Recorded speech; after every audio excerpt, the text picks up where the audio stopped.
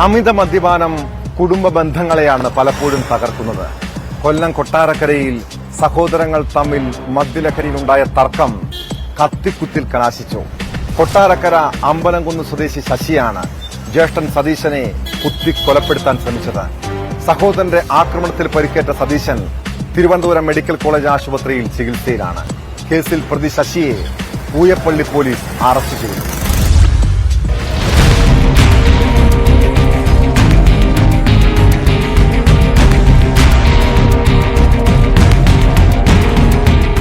കൊട്ടാരക്കര അമ്പലംകുന്ന് സ്വദേശി സതീശനും ജ്യേഷ്ഠൻ ശശിയും ഒരേ വീട്ടിലായിരുന്നു താമസം.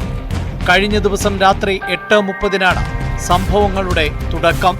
ഇരുവരും മദ്യലഹരിയിൽ ആയിരുന്നു. വീട്ടിൽ പരസ്പരം വഴക്കുണ്ടാക്കിയതായിരുന്നു ആക്രമണ കാരണം.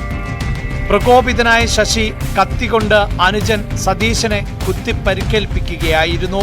ബഹളം കേട്ട് ഓടിയെത്തിയ നാട്ടുകാർ ചേർന്നാണ് സതീശനെ ആശുപത്രിയിൽ എത്തിച്ചത്. വയറിന് ആഴത്തിൽ കുത്തേറ്റ സതീശനെ തിരുവനന്തപുരം മെഡിക്കൽ കോളേജ് ആശുപത്രിയിൽ പ്രവേശിപ്പിച്ചു.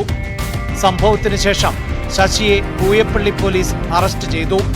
തുടർന്ന് പ്രതിയെ കോടതിയിൽ ഹാജരാക്കി റിമാൻഡ് ചെയ്തു.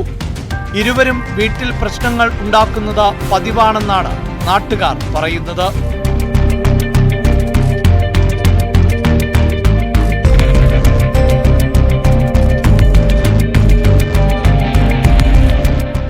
ന്യൂസ് 18 കൊട്ടാരക്കര.